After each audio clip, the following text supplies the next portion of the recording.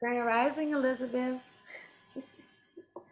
This is Sister Mama Hetheru coming to you live from the Maryville Basso Estates in Indiana. Mm.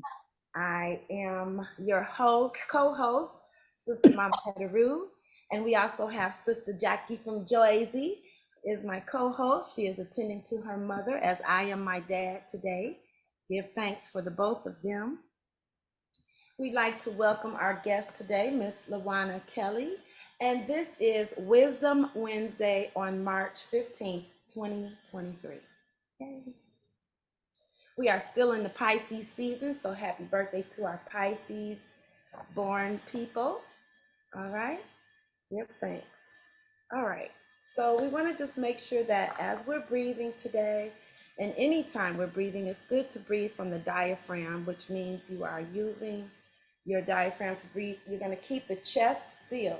When we breathe from our chest, we usually have our fists balled up and we're that's emotional breathing. So when we learn to use our diaphragm, it helps us relax. So when we're in tense moments, when you get the time, when you get the moment and gather yourself, remember to breathe from the diaphragm, which means you're inhaling through the nostrils and going straight to the tummy and filling it with air. So you want to inhale and fill that belly with air like a balloon. And on the exhale through your mouth, you want to imagine your belly button touching your spine. So it's inflating a balloon and deflating the balloon. And also our core, our most innermost self. You want to open it up and push it down on the inhale, and you're going to squeeze it and bring it up behind the belly button on the exhale, okay? So let's do that. So you'll know the difference is if your chest doesn't rise, okay? If your chest is rising, that's emotional breathing. So you want to inhale, focusing solely on the tummy, and then exhale, deflating and inflating. And don't forget to use your core. Push down and open up and push down on the inhale. And on the exhale, squeeze and bring it back up behind the belly button. I'd like to say grand rising to my sisters here on the call. I want to read from the Simple Abundance, 365 Days to a Balanced and Joyful Life. This is a newer edition that she did, and I still read my mom's version. Mama Evelyn, you got your version over there? Yo, Yes, I do. original. That's the original Sister Evelyn has. This is a really great book to have for your daily day to day. And Sister Kelly is going to share with us her books. I can't wait to hear about them. All right, so for March 15th, we are reading Self-Nurturing, the Hardest Task You Will Ever Do. Self-nurturing, the hardest task you'll ever do. Any little bit of experimenting in self-nurturance is very frightening for most of us. That's by Julia Cameron, the American author and artist. She is also the lady who does The Artist's Way and also the morning pages that I talk about often, okay? Why should self-nurturance be so frightening for most women? Why is it for you? If you don't think this is true, how many creative excursions have you been on in the last month? Have you outfitted a comfort drawer for yourself? Have you been working on your illustrated discovery journal or writing in your journal of gratitude? Perhaps we are all Scrooges when it comes to self-nurturing because if we were kind to ourselves, our creativity might begin to blossom like a plant moving toward the light. Of course, this would mean we'd want to make some changes in our lives. And we all know how we feel about changes, even positive ones. We may be in a rut, but at least our own familiar grooves are comforting in their own insidious fashion. The way to make giant leaps and strides towards our authenticity, however, is through small changes. The great 19th century Russian novelist Leo Tolstoy believed that true life is lived when the tiny changes occur. Take an honest look at how good you are to yourself. Uh-oh. How much sleep are you getting? Are you walking often or getting enough exercise? Have you given meditation a fair chance? How much time do you have every week just to relax, to dream, to engage in personal pursuits that bring you pleasure? When was the last time you laughed? There is a connection between self nurturing and self respect. Julia Cameron, who wrote The Artist's Way, one of the most important books in recovering our creativity, reminds us self care has been a struggle for me, but believe me, I have slowly learned on the simple abundance path that if you want your life to come together, you have to start treating yourself better. No one else can do that for you. Today, make a list of 10 nice things you can do for yourself. Now, select one and do it. You have absolutely nothing to lose from experimenting with self nurturing and everything to gain. And we will revisit what was it, the drawer. What was it, drawer, the comfort drawer. We'll talk about that and maybe create one in one of our sessions. So I'd like to thank everybody for showing up and getting up and being here today. Let me tell you where I met Miss Lawana. Y'all heard about the Satin Down review and the Take 5? hmm She was one of our artists that was there selling her wares. Her room, I'm gonna say this, her section was a room. Husband is a decorator extraordinaire. He is not playing with color and flash and all of that. Colors, textures. If you had a baby, they would love this space because it's suiting everybody that has any kind of thing. You're gonna get it there. Textures, colors, flash, lights, all of those things that excite people.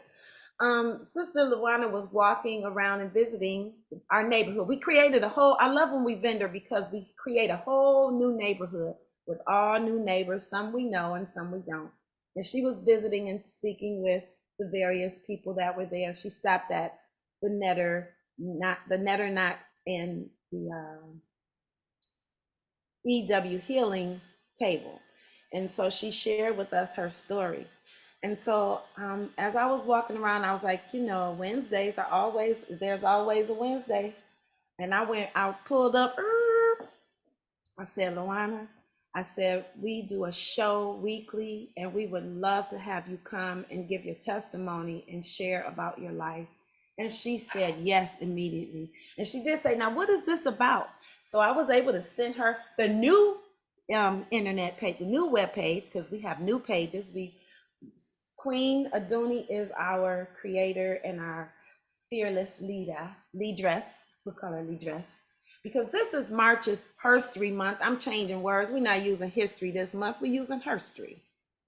So Luana graciously said that she would do this. And in divine order, she needed time to take for herself on March 1st. We're going to let that be what that was, okay? When she was invited to come, so she graciously said that she would come back. So I'm going to say that was a self-care day. So she is here with us today, and I just like to welcome her. We're going to do a round robin and just have everybody check in, and then we'll go ahead and get started. Thank you so much for joining us, and thank everybody for being here that is present at the moment. So, okay, my name is Sister Mama Het, and let me see. I woke up today in total gratitude, and we'll talk about that a little later. I have a testimony as well to share. So next, who's next? While I go make my coffee. Check. I'm Mama Evelyn, and I woke up this morning thinking of all the things I have to do to get ready for Sunday and the photo shoot. I said, "Ooh, I got some stuff to do." So yeah, and writing in my gratitude journal, of course, made time for that. So I am grateful for the sunshine. I'm grateful for the higher temperatures in the 40s.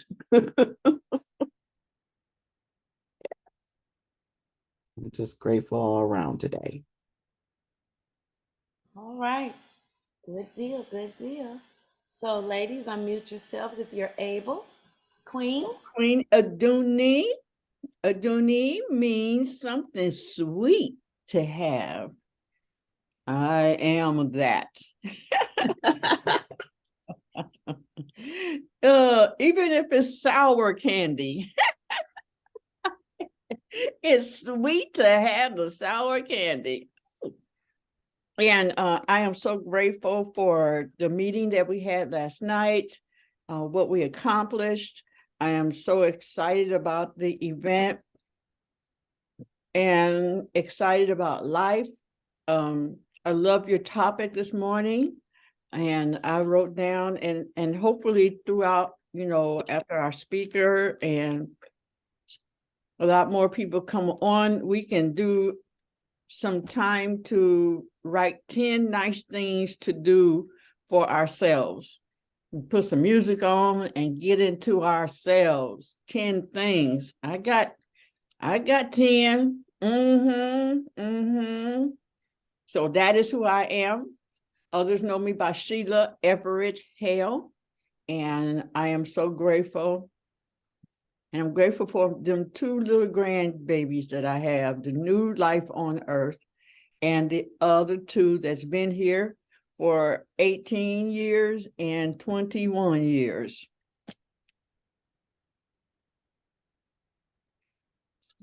And so it is.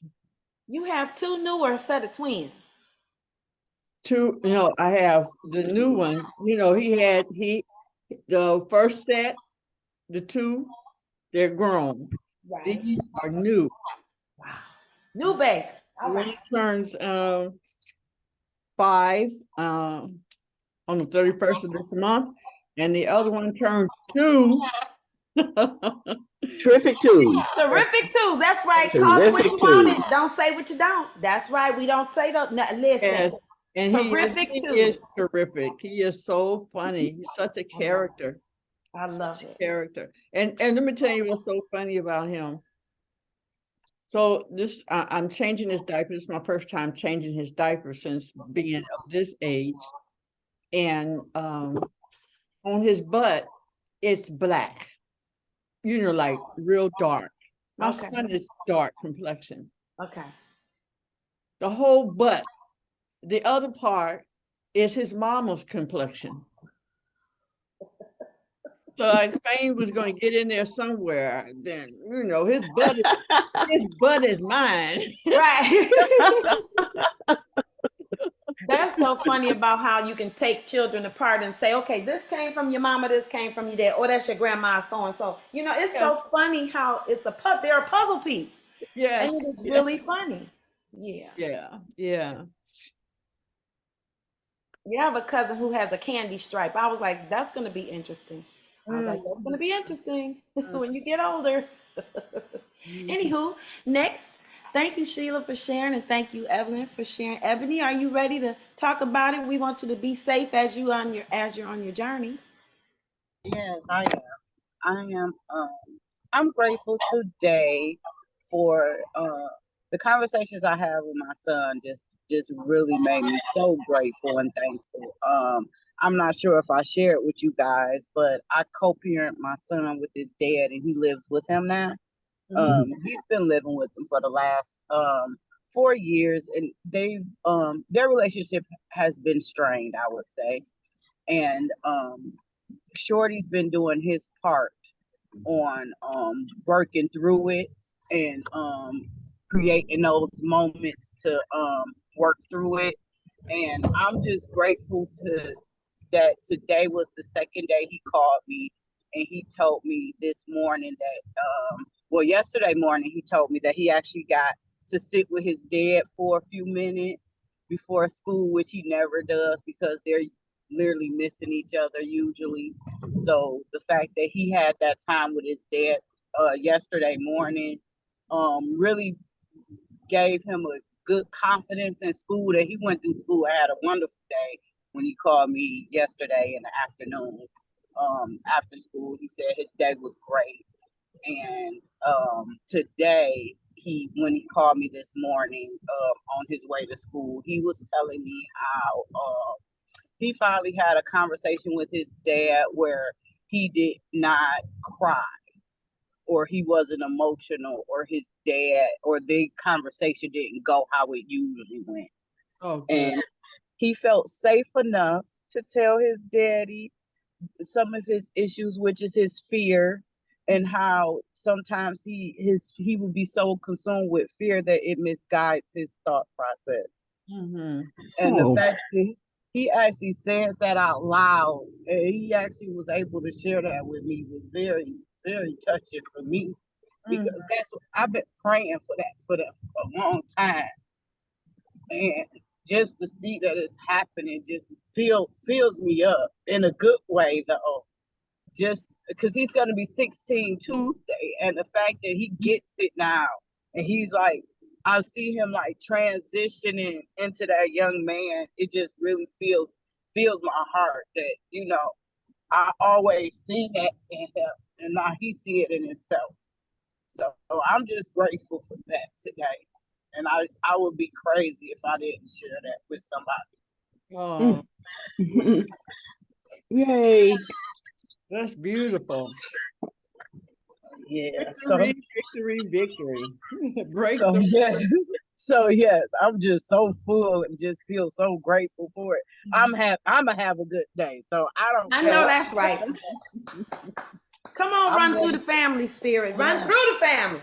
Come I'm on. ready for them 10 things to write down. I'm ready to go to the woods for myself today and do Yes. something. So yeah, them children are changing though, won't they, Queen? Listen, when you change, your world around you changes. Yeah. It's a ripple in the water, baby. One drop will cause a great effect. Right, right. Going either way, negative or Right. positive. That's right.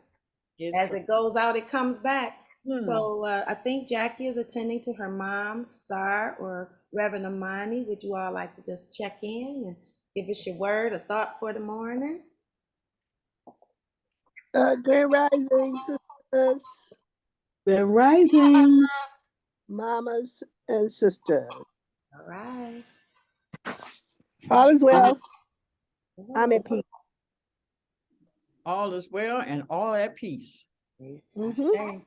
Ashe. I think I just heard Star go in a room and shut the door. So Okay. All right.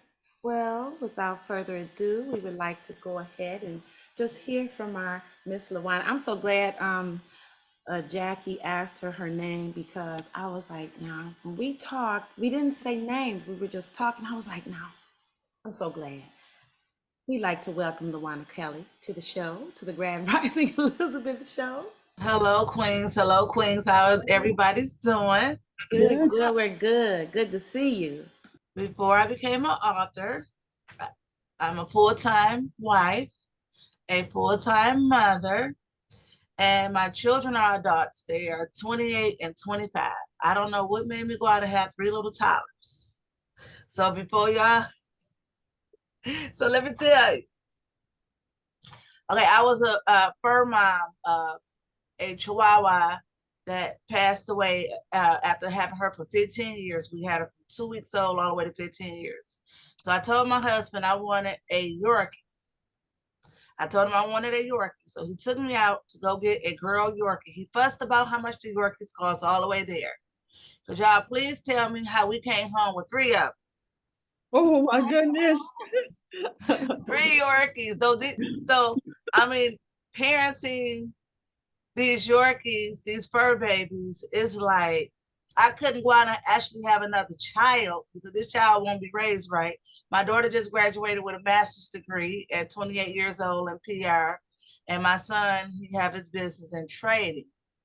And I don't know what made me think, oh, I wanted to go get one girl Yorkie. He wanted a boy Yorkie and bought the kids one. So that's how we ended up coming home with 3 Yorkies. I tell y'all, they keep us busy. They like little toddlers, and then you cannot stop them from doing something, because if you try to block off something for them to get to it, they want to know why you did that. So they're gonna work in a group Oh to try to get it. And they would tear some stuff up. They didn't paint off the walls. They done broke stuff. They curious. So they want, two of them is 9 months and the other one is 6 months. The girl is 6 months. So that's me, and I'm just grateful for Right. just being on the wake up list. Right. Wait, mama. Wait. Did you just get these babies? When did you get the babies? May of this last year, May of last year, I got the 2 boy Yorkies. We got a girl Yorkie. Her name was Bella, but she only lived 13 days. Okay. Because they came from an ill litter. Okay. And so what he did was replaced and gave me, what is the dog? Sadie. I was gonna say, what's this dog name? Sadie. Her name is Sadie. And we ended up getting her, and she was 4 months old, and she's from a whole different litter. And we was worried about how she was gonna deal with the boy dogs. We had 2 boys and 1 girl. So y'all know we gotta protect her at all costs. no. I know, right? So and she came here and stole the show. I mean, I told my husband, I have 3 Yorkies that's taking over my home. Literally. Right. So, and you all are just getting to know each other because you said it's just been almost a year going on, yeah? Yes. Well, child. Well, And I'm sure you'll hear from my niece dog, and my nephew dog, because they will be clowning shortly. They usually clown when I start talking. But anyway, I'm gonna put my mic on mute. It's usual. It's usual when parents get on the phone, the kids and the dogs act up. Max said, I'm ready to be. Good morning, ladies. Aw, so cute. Yes. So other than that, being a full-time author, I just try to stay busy. I stay busy, try to keep they say don't work off days, work off calendar. So that's what the millionaire does. They work off a calendar. They do not work off days, planning days. They work off calendar. What I got to do on this calendar day. So I try to keep myself full and busy. So what do you write about? What I wrote about is my life story. It's about a young lady that survived sexual assault at the age of 13 years old by her uncle, and how she was abandoned by her mother and pushed away from the family. She wasn't allowed to come around to family functions. They protected the predator and didn't protect me. And I got pushed away at 13 years old. So you could just imagine how that was. And I just talk about my life after trauma, like failed relationships, failed situations. And then in the end, my husband has a chapter of himself, how everything, they say he called himself cliche, because what I did is caught a bouquet at my niece's wedding on the 10th of September. And I met my husband at a red light, 9/11/11, the very next day. And then 2 years later, and I'm like, okay, y'all know I'm Googling, like, okay, how long do after somebody catch the bouquet they get married? Because when my niece threw that bouquet, it hit me right in my chest and I caught it. And so actually he married me 2 years later. So I talk about this. This is my book here, Damaged Crown Still Shine. And I just want queens to know that, when your crown is damaged, it still shines. And this is the author on the back. This is me. I don't know if y'all can see it on the camera. So we talk about how, the damaged crown could be being a black sheep for the family, being pushed away, having mommy issues, surviving sexual assault, like I said. And then actually it was my uncle that assaulted me, and how he groomed me. And people don't understand the grooming, where, yes, thank you. The grooming was, he saw that I was isolated into myself because I wanted my mom. My mother was out on drugs. And so I had to live with my grandmother and my auntie. And I didn't like it there. What was going on in that life, I just didn't like it. I was used to a 2-parent household, my mom and my father. My mother and my father separated. And then that's when I started seeing abuse and drugs, and just, it went downhill from there. So when I started living with my grandmother and my aunt, it was abuse because I cried a lot because I wanted my mother. And my aunt used to always hit me and yell at me, name calling, things I wasn't used to. So I became, excuse me, shy and, timid to myself. So how he started grooming me was, oh, you're my favorite niece, hugging me. That's when the kisses and the unwanted touches started. I'm fast forwarding, but I talk about it in here. And so one day he ended up picking me up from school and told me we had a family emergency. And this was the era when you don't ask adults questions. They say what goes on in this house stays in this house. So I couldn't ask questions. Well, what's going on? I thought something happened to my mother, something happened to the house. So he took me to his house, and I didn't understand why we were there. And he had led me to the basement, and then that's when he molested me. And after he did that, he took me back to school and told me, if you say anything, that famous thing, if you say anything or tell anybody, I'm going to hurt you. So, of course, I didn't know no better. I don't even understand what happened. And the second time, he kidnapped me again, and I ain't going to go in details, but the book tells all. And I was kidnapped for hours, and we was in the alley. And when I tell you, it was brutally something that a 14-year-old shouldn't have to go through, because it happened on March 30th, the first time, and then April 11th was the second time. And it was brutal. And then he got caught by the police and helicopters that was looking for me, because he took me back to the end of the street and kicked me out the car.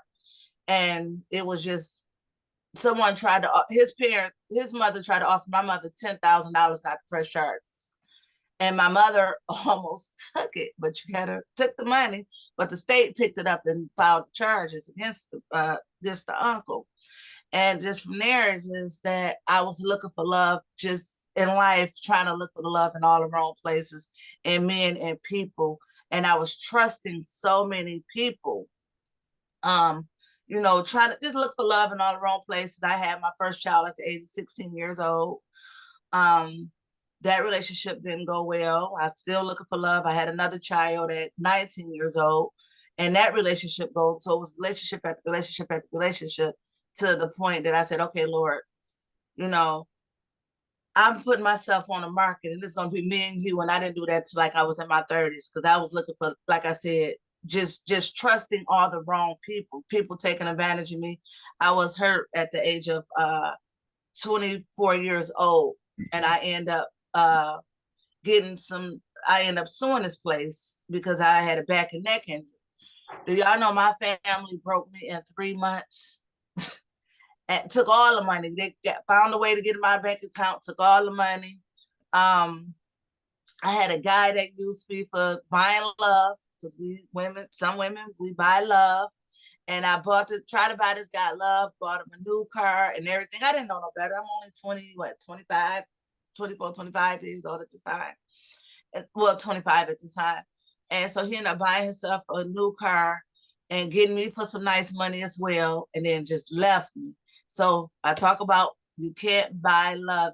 I was trying to buy my family love, inviting them over to my house. I bought my first home, let me tell y'all, at 21 years old. And someone told me, out of all bad things, something good can come out of it. That I always don't have to be bad. My prayer life, I never understood why my grandmother took me to church all my life. She was one of those people that we was in church almost every day. And I never understood. But as in my adult life, writing this book, it was because all I had in the end was my foundation. When everybody else failed me, all I had was God. That's all who I had, was my foundation. But fast forward. So I'm 21 years old with 2 children, but owning my own home. And people still wanted to take advantage of me because I was still vulnerable. And when I right before, like a year before I closed on my house, I just lost my best friend. That was my father. And in January the 1st, he was killed. So do y'all know that sent me back down in the spiral? So I'm struggling with depression, trying to be the best mother ever, not let that generational curse come down on my children. Because when you have mental health issues, it'll come down on your children, and it go all the way down the family line. And so, me and my grandmother didn't make peace with one another until she was on her deathbed. And she apologized for everything that she did and how she wasn't the best grandmother. And she was 92 years old telling me this. And we made amends and we embraced each other, and it was forgiving, it was loving. And it talk about forgiveness in this book as well, because a lot of people, how unforgiveness can bring illness and sickness to your body. And it talks about that. And in this book, I'm not coming from a bitter place. I'm coming from a better place, a forgiving and a loving place. I tell what happened and some people that played the roles in my life, but however, I didn't do it because I had to make my mother understand, and my daughter had to tell her because my daughter know how to get with my mom. She told my mama, this book is not about you. This book about my mother freeing herself from all the hurt and pain that she been and helping other women get through it, because it's so many women that have mommy issues, been pushed away from their mothers, pushed away from their fathers, being unloved. So the second book is Fix Your Crown. It's Fix Your Crown. And it's a journal. It's a journal, a very helpful journal.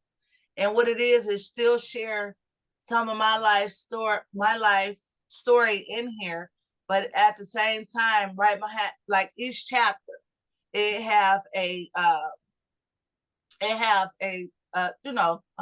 sorry, I'm not a morning person, but it have a chapter about my life, and then behind it is 2 pages of questions, like it's probably about 5 questions behind it. And then what would you do in your life if this was you? How would you have handled that as a mother? How would you have handled that as LaWanna Kelly? Okay. Well, it was LaWanna Tyler at the time. My name now is LaWanna Kelly. And so it just really I want to just help women strengthen their crowns. I seen a lady that was 66 years old that went through the same things I've been through, and it was the hands of her mother allowing me to do this to her. She was 66 years old, and she cried and she said, I wish I can find a way to be free. I wish I can find a way to forgive, let go, and let God. I want to find a way to love again. And I was just sharing my story with her, and all she did, she was a nurse at this hospital, and all she was doing was supposed to be at work, but she boo-hooing and bawling out crying. And I reached out to her, I found her and blessed her with the book. I didn't make her buy it. I blessed her with the book. And so, and that's what type of person I am. I just really want to share tips and tools how I get through it. It may not work for everybody because my book is not for everybody, but I know it's going to help somebody. Okay, lovely. So you're saying that your book is interactive, where, after you do the chapter, then they can interact and say, think about these situations and how would you handle them? Well, this have questions in it, but this one has the questions. You can interact with it. Yes. Okay.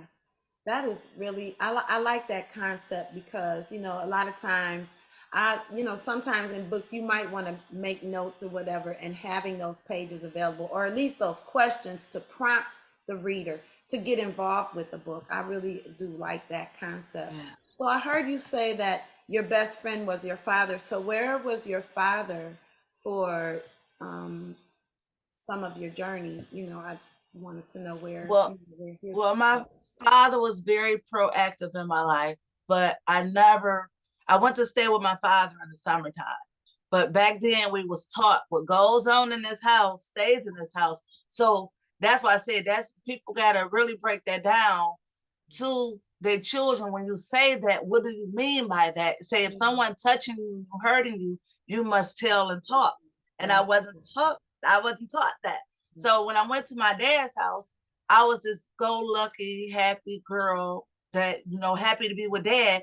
I'm free. I'm in a safe space. So you don't think about the negativity when you're with him because he's a whole nother world. I see that. Now, when a molestation happened at the age of 13 or 14 years old, my dad believed that a girl belonged with mama because mama could raise best. My dad had his own issues as well. He was out of a job at one point. He, he was the best dad in the world. Because one thing he did, I can say both parents taught me was love. Okay. Well, my dad taught me love. My mom, Right. she had her own battle, but I love the lady. My dad he would just, if he made sure I ate. I could tell you one thing, I never went hungry with him. I never was hungry. That man, he was a cook. Okay. And he made sure he fed he would bring meals for me. Now, me and my brothers and sisters don't have the same father. He would bring meals to feed the whole house. Now, mind you, those times at my grandmother's house, I wouldn't eat because everybody else ate. He brought big, huge corned beefs and everything. When I tell you I was treated horribly, when you read this book, y'all will become mad, crying.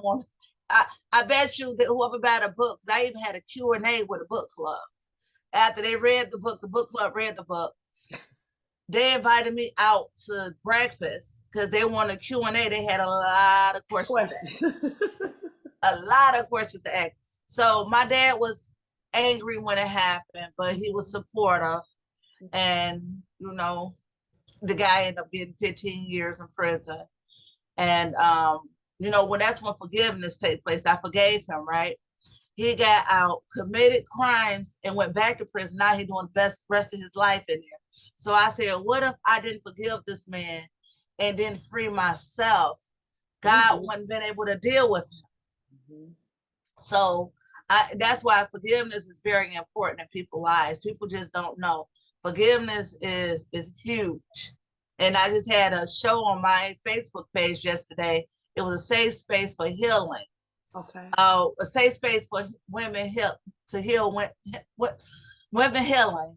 And so it was forgiveness versus unforgiveness. And I was just talking about that, how, you know, forgiveness is for your peace. It won't take away the pain, but it's for your peace. And people got to understand that. So yeah, so my father, he was proactive. He was very proactive. It's just that I didn't share how my grandmother and my aunt was treating me. And my mother, like I said, she was on drugs, and seeing her, it caused childhood trauma. What your kids see you go through, we don't know how they see us act. Our behavior, our mental health caused them trauma. And so they're growing up with childhood trauma. And so, like I said, if that 13-year-old me wasn't healed, I wouldn't be able to be on your show today. And I'm talking about my story where you'll think I'm talking about somebody else's story, because I'm forgiving. I'm a forgiving person. I'm loving. They say after your trauma, you become nurturing.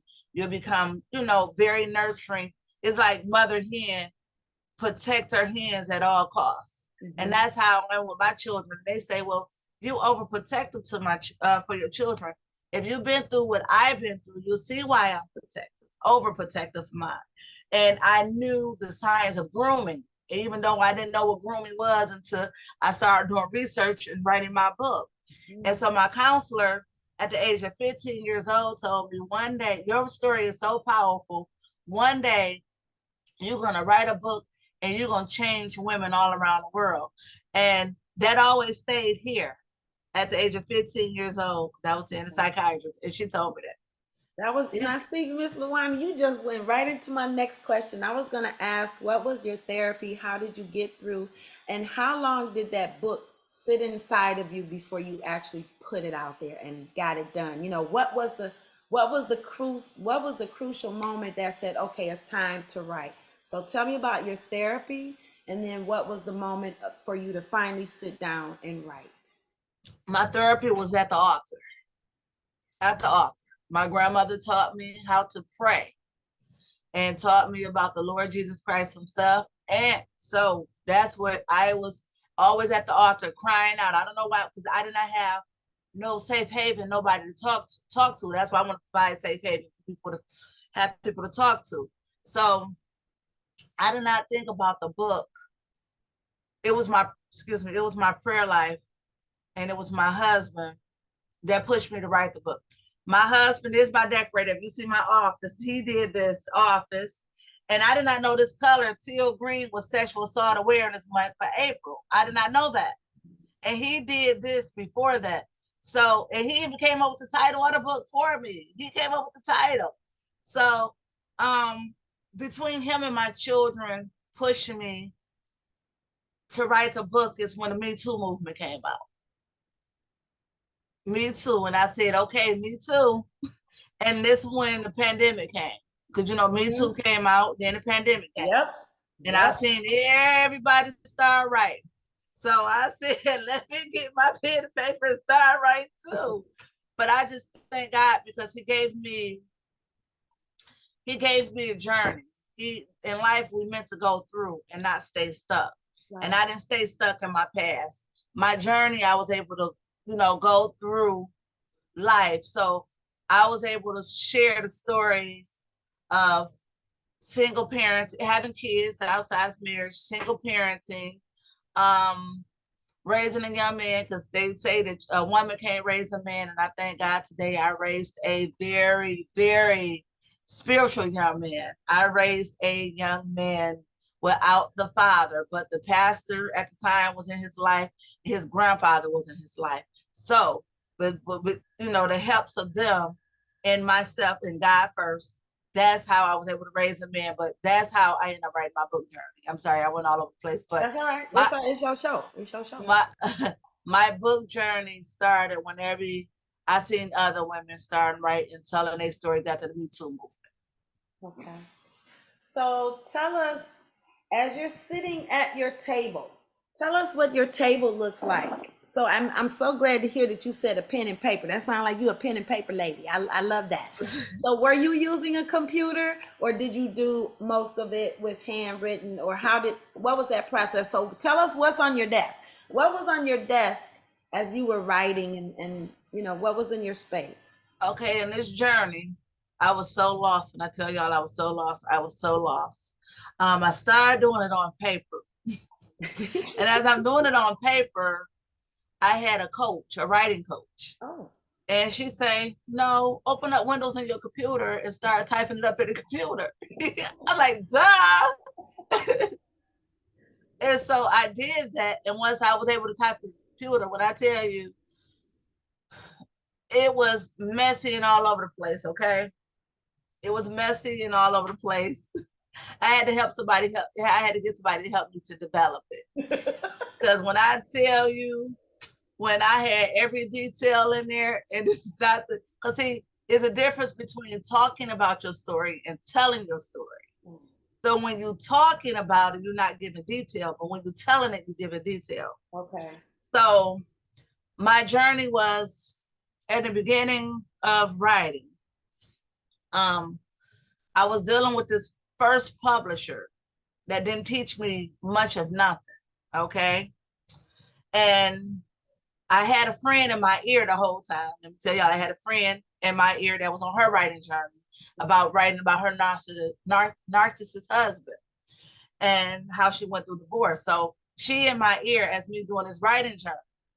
And I'm going around a little bit, but I became ill. I went blind in this eye right here, my right eye, for 5 days. I went to the hospital, they cleared it up. I got my vision back. But in the midst of that, my computer broke the same day I went blind in my eye. I'm like, babe, is the computer froze or is it just my eye? It was the computer and that.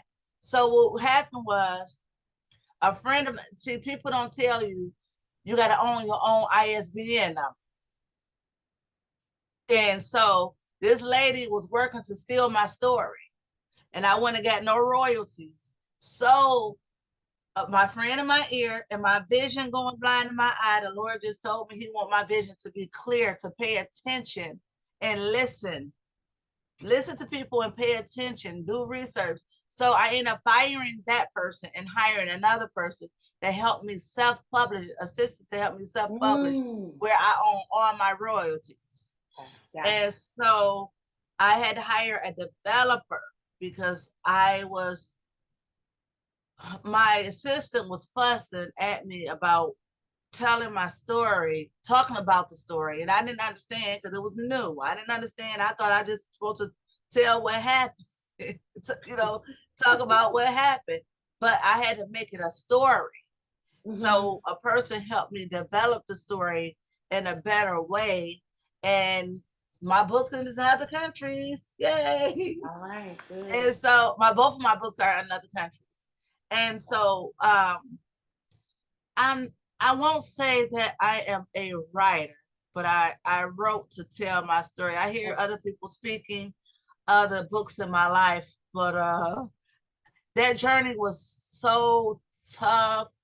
It was crying days, it was sleepless nights, it was emotional times when I had to write the details of being the rape scenes and things like that. So it was a journey. It was very, and I couldn't tell my family I was writing this book because people, my family outside my home would have told me no, don't do it. And thank God that I had people in my house that to told me and pushed me to go ahead and keep on keeping on.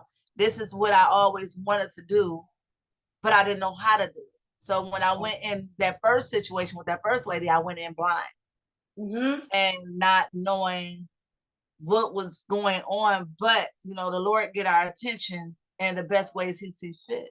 Yes, yes, ma'am. And the devil, let me tell you, he didn't want me to let this story out. He did not want me to let this cat out the bag. He did not want. But when Me Too movement happened, I knew it was my time to start writing. And they say that they upload 2,000 books a day on Amazon. So someone say, what makes your book better than other people's? I'm not going to say it's better, but because everybody's story is their story and you got to own it. That's right. You got to own your story. This is mine. I own this. And prayerfully that it can just help women. I want to help women to heal, because so many of us walking around unhealed, bitter. I want them to drop the I and add the E to become better. Bitter is Bitter, better is Better. If you drop the I, add the E, you can become better. And this is my journey. This is what I want to do. I want to see so many women. Now, the first title of the book was, before that story was stolen, was He Took My Body, but He did not take my mind. So I want women to know you still have this, even though this was, your body was hurt, but you still have your mind. You can change your mindset, not get over it, but get through it, because life is meant to go through. Right. At the end of that storm, there is sunshine. If you look, and I remember growing up hearing that, I used to literally look in my mind and say, okay, the sunshine is there. I see it. I just got to keep going through the rain. I got to keep going through the storm to get there. And so when I started, after I lost my father, I believe 4 years after that, I started my healing journey.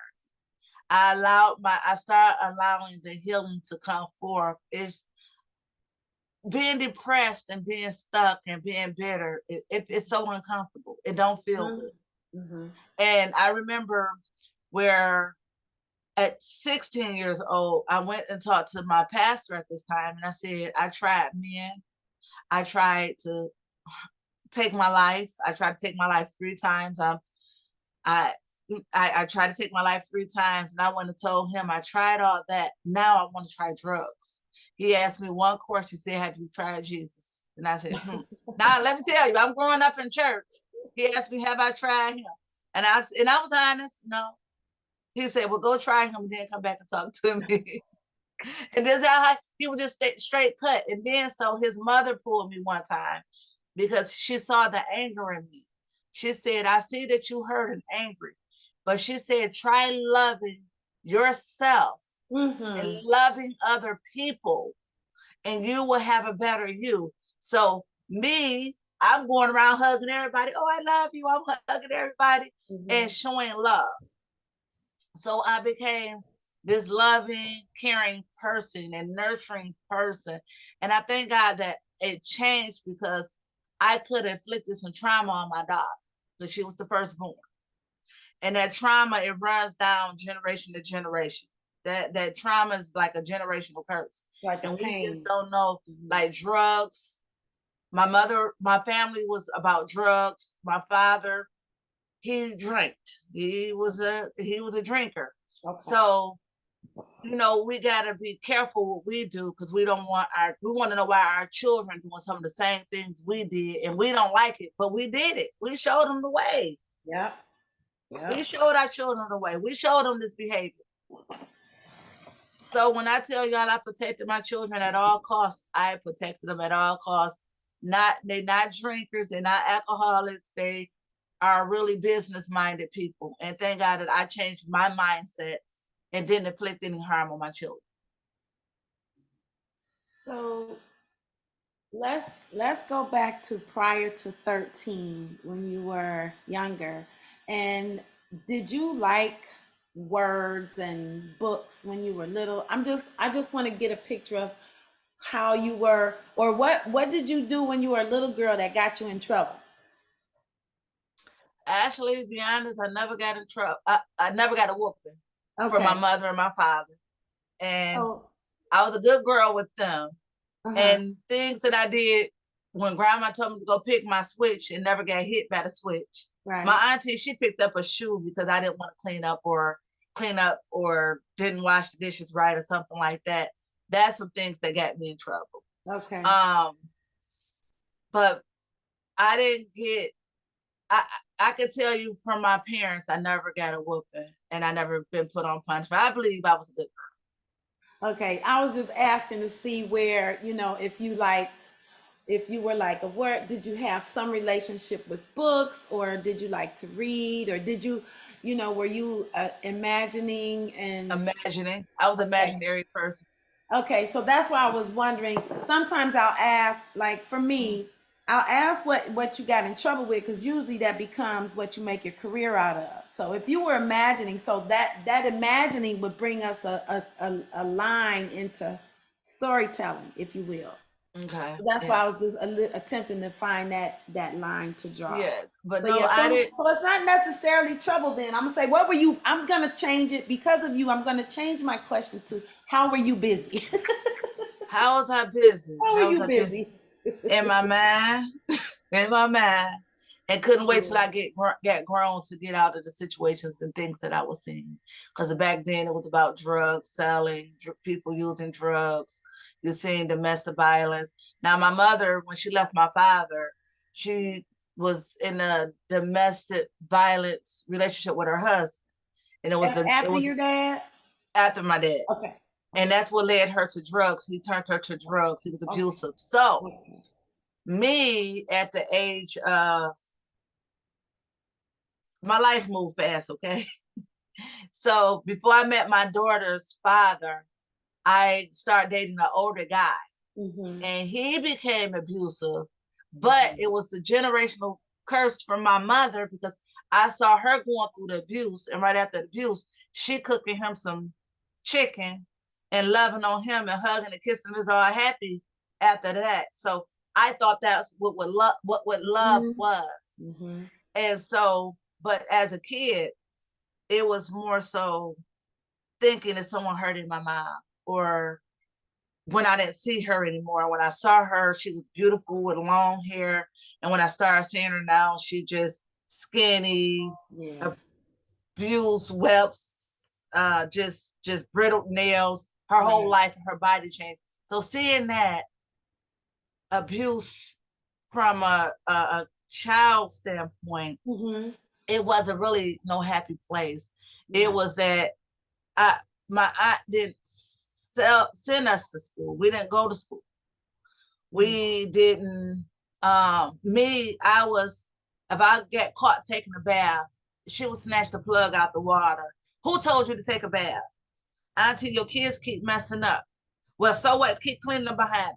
So my brother and sister, they was older. I'm the baby. Okay. So they did not experience what I was experiencing. So when I wrote the book and started telling them what was my childhood was like, they didn't know. And my sister is 2 years older than me. And my brother, he was about 4 or 5 years older than me, but he was out selling drugs at the age of 12, so he wasn't there. Right. My sister was part of the fast life with my auntie, that she wasn't there. So I was all alone. I was just basically by myself. So my mind was just imaginary. Right. So you escaped with the, was able to escape that. And see, those are the types of things that we talk about. Well, we don't talk about, but when we're looking at other people and how they behave, we have no idea what they've been through. So as I'm coming up, I see how my family dynamic is. I know that my mother lived with my great grandmother and great grandfather. They raised her. And they say even people that are raised by their parents, they're going to get a brother sister more relationship as opposed to a mother daughter relationship because they're raised by the same, you know what I mean? Right. So it's a different perspective of life. So then you have, again, you have people who are you're involved with, but they have no idea, just like your own, some of your grown-ups don't know what you're going through because of those things that are not said or you're fearful. Now, I'm going to say this. This might be trauma like, but I told my daughter, I said, I'm going to take you out. If you let somebody tell you that they're going to take you out, I'm going to take you out. I told her they need to be worried about me. I said, can't nobody do that to you. Right. I let her know that early, even before I understood about spirit. But I told, this is just what I had. I said, don't let nobody come to you and tell you that bull. That's a mess. That's their belief system and not ours. Right. And also, we really have no idea what people have gone through. That's why I said, if we're in relationships with people, friendships, parenting, children, whatever, cousins, whatever, we have to have a space in our mind. It's only so big. You have to have a space somewhere to know that when you are involved with other people, they have their own stuff. Yeah, their own unhealed trauma. Exactly. Whatever. Exactly. They're coming with their own package. They got their own packages. And and then you have your packages. So how could you not have space for somebody else and their stuff? I mean, that's because we don't do the self-nurturing. When you don't understand that you have a lot of things going on, and whatever it is, this, that, or the other, and your people that you're involved with, your children go through things that they may not share. The same thing goes, that's what you were talking about, that generational. And I don't really know if we have curses, but what I do think, I don't really use that word. Okay. What I think the curse is the habits or situations. The patterns. There you go, patterns. So the patterns are coming out. And they through the bloodline. They don't get addressed because they're not talked about. When and who? If we can't talk to our pastor and our parents and our we're a safe haven. Where's the safe haven? I didn't have one. I want to provide one, but I didn't have one. And the thing about it too is that some people that turn to alcohol and drugs, they numbing the pain. That's why I do not fault my mother for her drug habit, because things that she experienced, her trauma is something that she got to deal with. My mother is like, she said, I would never forgive that. I would never forgive that.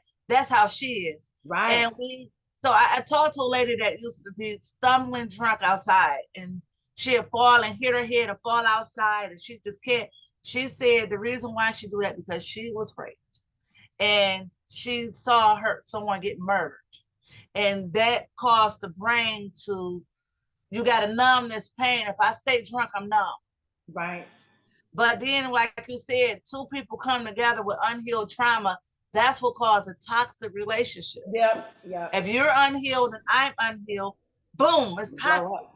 Yep. Some people love that type of stuff. And my husband told me one thing when we got married. He said, I would never cuss at you. I would never call out your name, and I would never disrespect you. You would not do that to me. And I'm telling you, that made me a better woman right there. He was like, no, we don't. My husband used to irritate me because we get into a disagreement. I want to argue, okay? He would say, this is what he'd do. He'd piss me off and say, are you done? He'd say, are you done? I'm so mad. I'm like, yeah, I'm done. Just to hear what he had to say, yeah, I'm done. So I'm arguing. He's just talking. And see, he's a Libra, so he said he keeps things balanced. But he let me know. And one thing he did that really stopped me, he called me my mother's name. He called me my mother's name. Because my mother, I was acting like my mother. Yep. Damn. And he said, "Are you done?" And called me by my mother's first name. Because he wasn't And talking then, to you. He was talking to the energy you were bringing. Come on. right.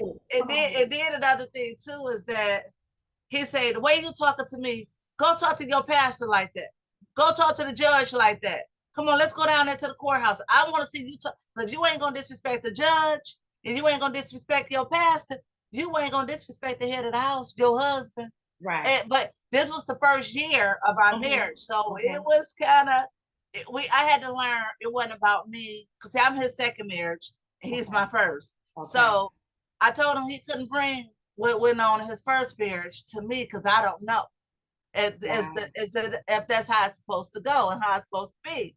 So I had to realize it wasn't about me and it wasn't about him. It was about us at that time. And then one thing too is when you keep your family and your friends out, your relationship, your marriage, and your relationship will thrive. I'm telling you, I got so much to talk about. So there is another book. Okay, look.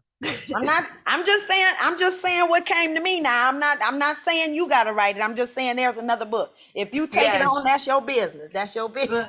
My husband, everybody tell me and my husband we need to speak together. We did one show together. Okay. And everybody loved it. They say y'all need to really write because see, we have in our marriage where we have a 5-minute rule. If we upset each other or get up not mad, but upset with each other, we got 5 minutes to fix it. We got 5 minutes, whether you right or wrong, we fix it. I found myself apologizing more than he do. And if he the one was wrong, but it make your marriage, make it grow fonder, you know, and that's what we do. This is how we really work it. We work. If you seen us how we displayed ourselves there, this is how we is every day, everywhere we go. He's my right hand. He got our whole house look like a magazine. He loves to decorate. Yeah, I did. I get that, and I saw that joy that he had in doing that. You know, the Libra, the balance. He reminds me of Sister Reverend Omani, who's down here in square number 3 there.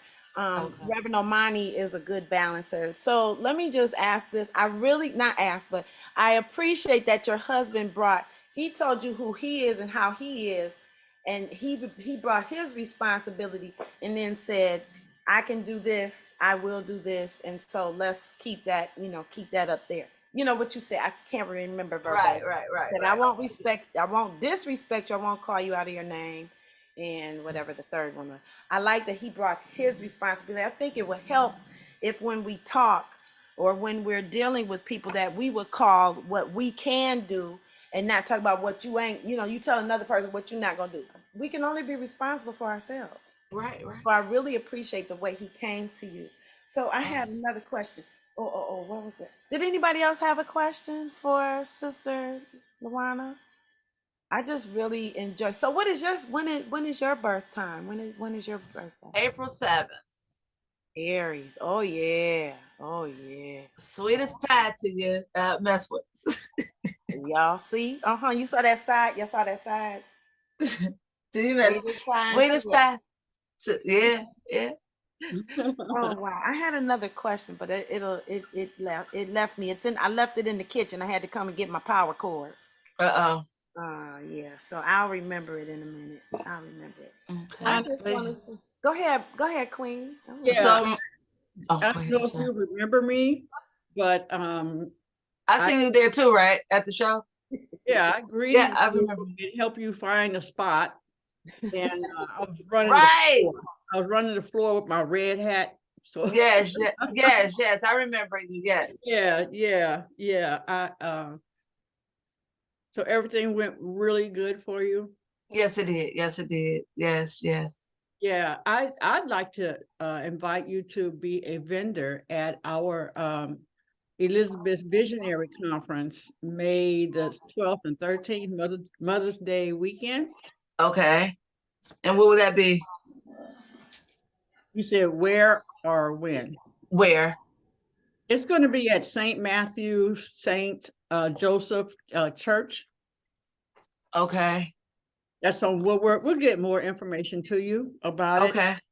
Because for vending, I'm not just looking for earrings and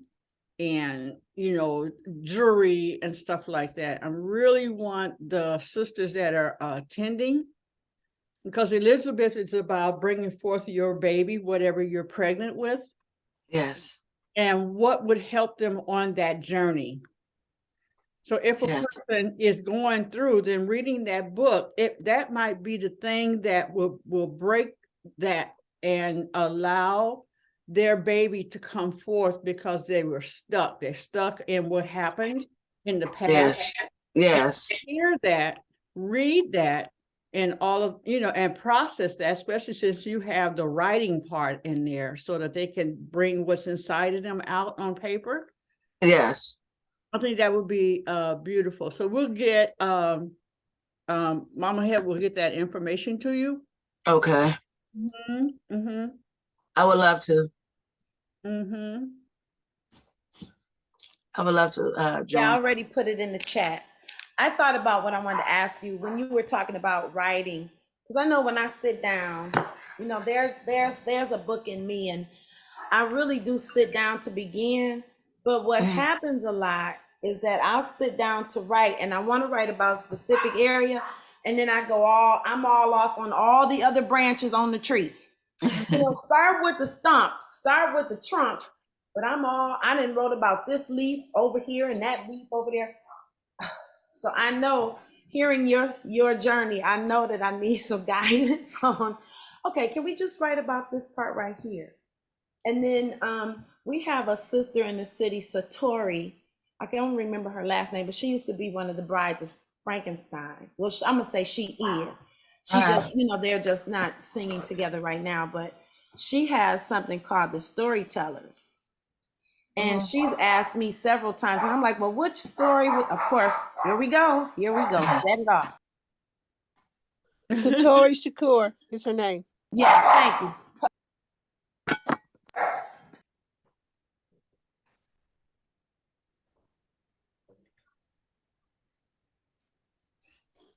So Tawana, oh, go ahead. So anyway, she does the storytelling, and she's even asked me, she's like, I know you have a story to tell, and I do, but I'm like, which one? You don't, which one, or what do you, how do you go about it? But it's about the sitting down. I probably would do better talking as I'm crocheting, because that's when I think the best. That's like when that's where my experience goes. And like right now, I've been crocheting and dealing with my father, who is hospitalized right now. And so the pieces that I'm crocheting now are going to be called the Lincoln series. Okay. Because that's his middle name, James Lincoln Wall II. So Okay.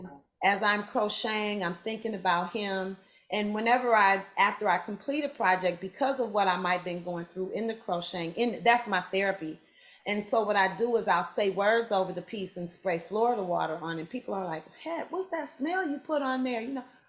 Sometimes I would, oh, it's my magic spray, but it's Florida water, just to clear the energy, because I don't want to send, if I'm watching some crazy show or whatever, because I watch TV also, I want to send good energy or clear the item, so that when they get it, it begins a new journey with each person that I send it to. So I like to name them. But so those are like my books. I guess my books are color and movement and art pieces, crochet pieces, So that's my story. But I want to get some words and on some paper. So I'm gonna do that soon. It's best to go onto the computer and just type it up, because writing on paper and then going back to reread it, and sometimes we can't read our own writing. What's that word? What's that spelling? But when you put it on the computer, you can see things, and then it fixes your typos and it fixes your spelling and things like that. So that journey, it was a long journey. It was. How long did it take to write your book? Prayerfully to finishing. Since when I changed over, it was from 20 it was from 2020, no, 2019, because we people that I was dealing with kept having breaks and vacations and stuff, and had family issues and things like that going in. So it went from 2019 all the way into 2022. I say September, October when I got done with it of 22. So 19, 22. It was just that people that was helping me develop it and things like that. It was just, I had to wait on them. Right. And Plus then we when had COVID, right? Yeah. and then I had to, because there was a lot of people, COVID, and my family, we had caught it. And thankfully it was only a 2-week thing. And I was taking care of the family. Let me tell you, I was taking care of my whole family. My husband, because he lost his 23-year-old daughter in 2021 and lost his 30-year-old son in 2022, and then lost his niece, 32 years old, in November of that year. So it was a lot of grief and loss going on. But through the COVID part, I really had to keep him together because he said the walls was closing in on him. And so that's why he do his lives on grief and loss, because I told him to turn his pain into purpose. And I wanted him to help other people. So it was a lot going on. It was so much going on at that time. Then we lose 3 dogs last year. We lost 3 dogs, and that's how we ended up coming with 3. There was 2 seniors, and then the other dog lived to 13 years old. I mean, lived 13 days, and the other dogs, they lived to 15 years. They lived 15 years. So it was a lot of grief and loss and a lot of stuff going on. So the journey was long. Evelyn, you want to share?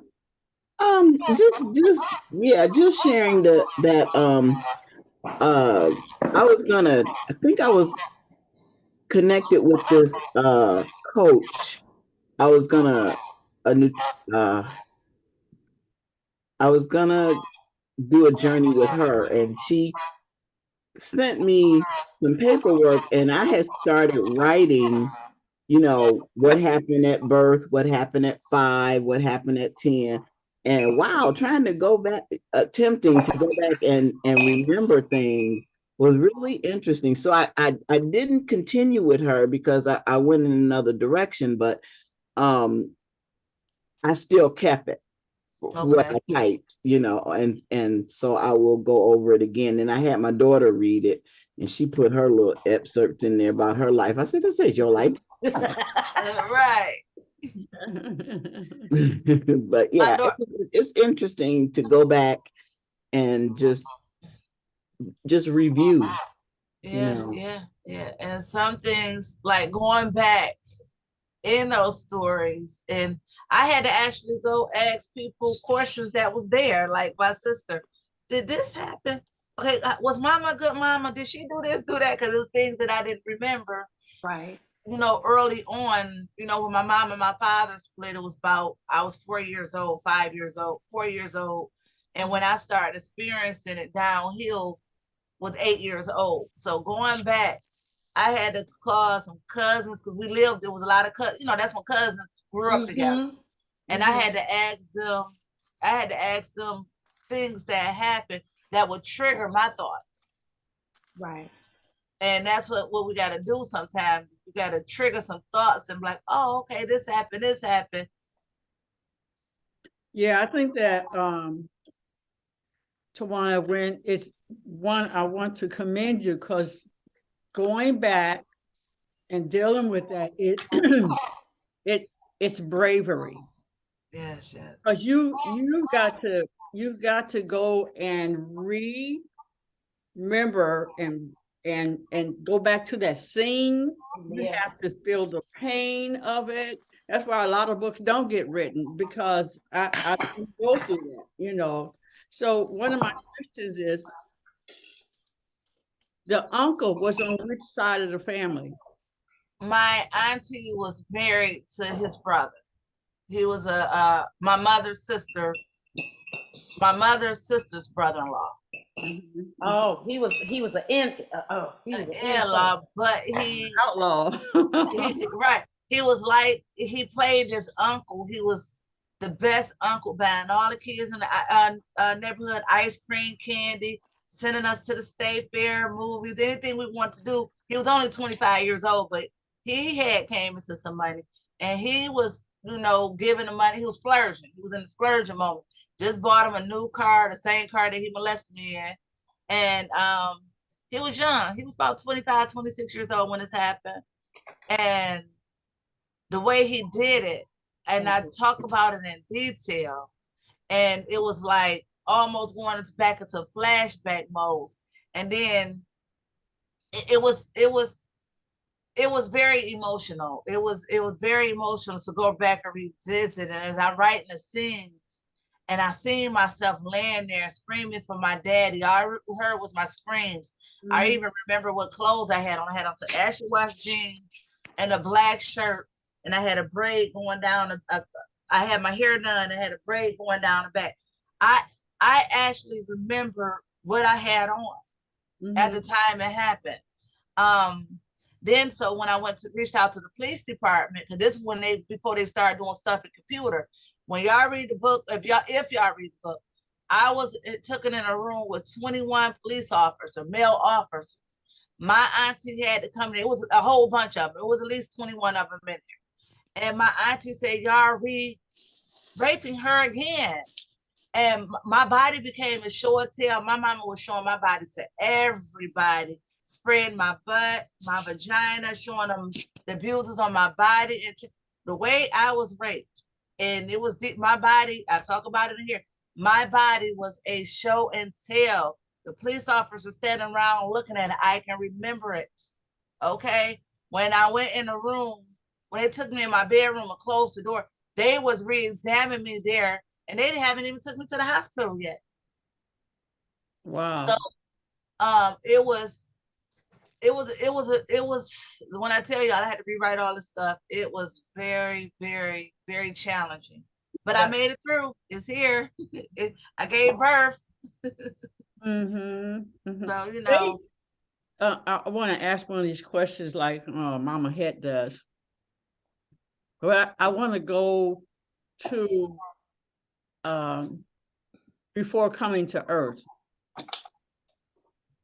What do you think that conversation was with you and God? Wow, that's deep. About what you're going to do. My sister talks about that. That you make the agreement with God about what you want to accomplish. Wow. And what we don't know is what our life will be like, what Mama and what Daddy, what are the sisters and brothers, what is the situation in the household that you're going to, how will you be raised so that ministry is brought out of you? What kind of conversation do you think you and God had? I can't even think that far, because that's the first time I ever had that question. First time somebody asked that question. So I couldn't even fathom what was that conversation was going to be like. Wayne Dyer or Dwyer? Yeah, Dwyer. Wayne Dwyer. Wayne Dyer. Yeah, Dyer. Yes. And he talks about, do you know him? No. Yeah, okay. So he's like, oh my goodness, he's I'm trying to think of who I could say. But anyway, he's a writer and an inspirational speaker and spiritual, like a guru, in sharing what his life is about, how you can live a wonderful life despite all what you have gone through. And he was sharing that he wanted his conversation with God, that he wanted to help people. What he didn't know is that he needed to be with an alcoholic mama, all these things, so that he breaks through all that, dealing with all that, so that he would care for someone in order to help them because of what he has gone through himself. Wow. And so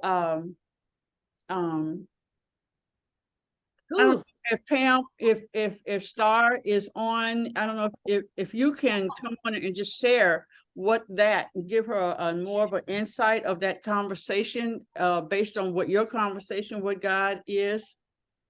Sheila, that was a deep man. Good God Almighty. I'm like, my head is like this. That was a hell of a question. Hey, Come on, yes, it Star. What you was. got, baby? What you got, sugar? When I when I was 7, uh, Latwana, Loana. Lawana. Uh-huh. When I Yes, was ma'am. 7, I was raped by my favorite uncle, Wow. and I didn't remember the details. The only thing I remembered was where it happened and being in shock because I'd never seen anything that big before. Okay. And I'm about to scream on that one. in Ooh, I gotta go. I'm about to go on mute. and I didn't tell anybody. I didn't tell my mother till 2007. Mm. Anyway, in reference to what Queen was saying, last year, God took me back to the worst times in my life. And Mm. when he took me to the rape, he did that to let me know that he was always there with me. Always there. And when we got to the rape, he showed me that he was standing right there. And the question Mm. came up, well, why didn't you stop it? Mm. Because I gave you my word. And I said, well, Mm. what does that mean? And he said, before you came down here, you and I had a conversation about what you wanted to do when you got here, what you wanted to accomplish. Wow. And then he said, while you were being raped, your ministry was being formed. My And God. that's I can why you believe that. cannot stop the bad things because of the conversation that we Jesus. had before you came. Mm. So we choose our parents because we know what we want to do. And so we choose them for their DNA so that we could be who we need to be to Mm. do what we came here to do. Yeah. So Yeah. looks like you're doing it. Yes, yes. I You're guess not it's doing more so that path. it. You got a You long way know, to go. there's this path that because I remember after watching my aunt be a giver her whole life, give, give, give, give, give. And when she got down, you know, a few people would come and visit. And this is my younger self, so I don't have the spiritual awareness that I have now. But I was like, wow, all these people that she took care of, and only one or two people are coming My back God. to Mm. take care, you know, to help and see about her. But I realized, and I took the oath. I said, I see that we are a family of givers, and I said, I know that I'm one. And so I understood that about myself as a teenager when she passed away. Mm. And then, you know, then we get to a place where please don't burden yourself with thinking that it's going to come back the same way. You're going to be, Not at all. if you wasn't already blessed, because that's why you're doing this in the first place. Let me use the word baraka, which was taken out of the back, the word was switched with blessed. Baraka means abundance. So Mm. we were I was given abundance before, so really like I'm paying, not so much paying back, but giving back to the energy that allowed me to have this moment in space and time that I am having and experiencing. Mm. So yeah. Yep. Because you know, we think it'll come back. You know, if you do something, we talked about this at church service. It was money matters was the topic, and they said when you borrow something from somebody and you give it back to them or not give it back, it shows your relationship and how you feel about the person who you got the money from or borrowed the item from. And as when he said that, I thought about the energy of Kaumba, one of our 7 Kwanzaa principles, is that when we go somewhere, when we use something, that we should give it back better than the way we found it. So, like I said, Pastor said that if you borrow something, and you give it back or you don't give it back, it shows your relationship and how you feel about the person who you went to ask for it. I was like, wow, that's deep. Yeah. You And know, you if I can't. borrow, if I now I know I loaned out a white outfit for us to do, you know, when we sisters, when we have loved ones pass, the community will get together and the drum and dance will do a processional for the family and then dance for the loved one. I let a sister borrow one of my white outfits that somebody had gifted me. When it stayed with her for a very long time. And when I got it back from her, she went to her trunk and got it out, and it had her makeup on it. She had never washed it or anything, and uh, it really hurt. That made me feel some kind of way, but that let me know. And You I'm just can't thinking loan. about it now. That lets you know how you and you know then it makes you go. Then you have to look inside because all that outside ain't got nothing to do with you. So now let's turn it around and look. How have you returned things? You've Yeah. broken things.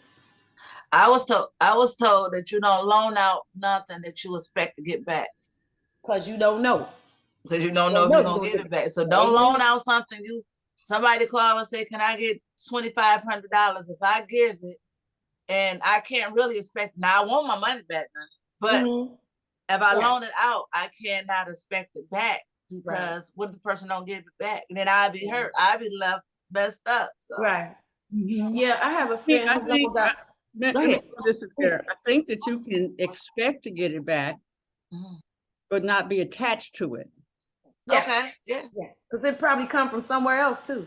Yeah. Yes. A lady was giving her testimony. What is where the piss off comes from. The attachment is where the blame comes from. The attachment is where your joy is severed. Yes. But if you give, and with the expectation that you give, and they're going to do what they're supposed to do, and then give it back at whatever time they give it back.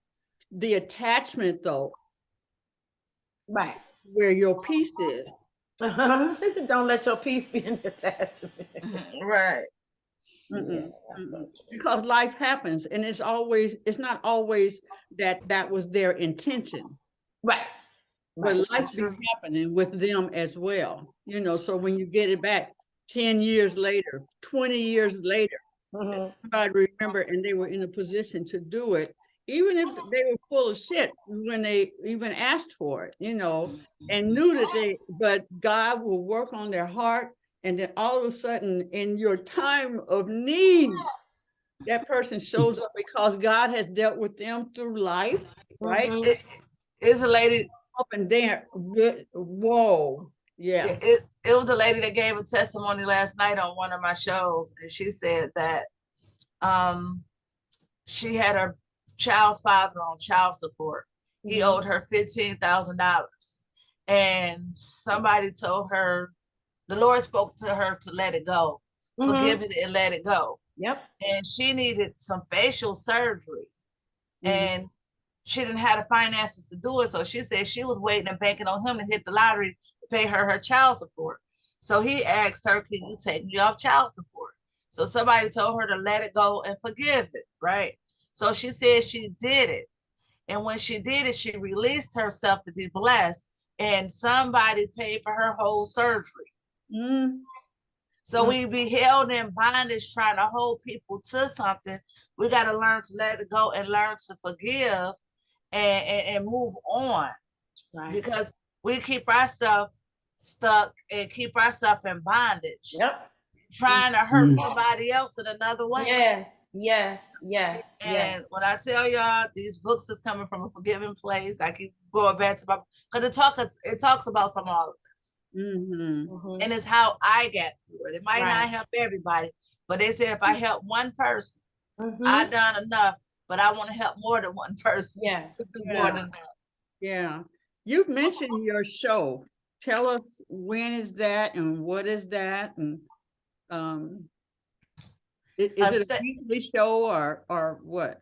Well, it just started back. It's a safe place to heal for women. And it's where we just talk about various things. It'd be childhood trauma, is forgiveness, is just various real life things that women go through. We even talk about how women want to, and it's not no messy show. It's not a gossiping show that, I've seen people gossip about celebrities.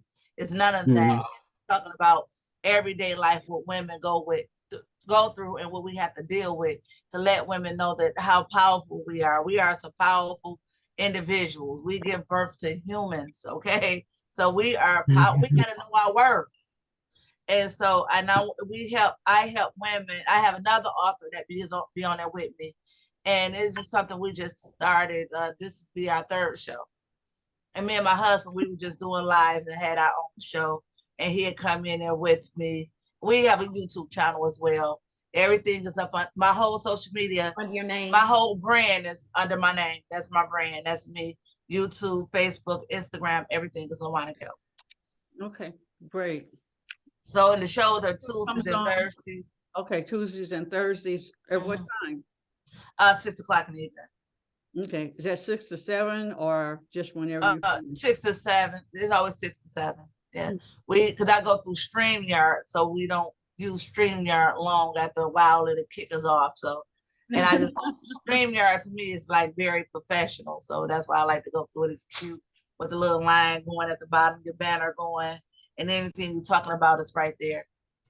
Yeah, I think we're gonna. I'm looking into Streamline and StreamYard. StreamYard for our show. And do y'all know the importance of hashtags? Well, Danielle, she preaches it all the time. Let me tell you, hashtag reaches a lot of people for you. The newest hashtag that's trending is @everyone, the @everyone. So everybody who follows will see it, whether they click on it or not. And hashtag everyone. So it'll hit everybody's timelines. So if you all notice on y'all social media, they say this person mentioned you. Oh my God, yes. That get them on the ooh. No, but you tagging everybody to what you got going on and what you're doing. Right. Right. Yeah. So hashtags are very important. Okay. Yeah, I have not gotten into them, and I see that I need to.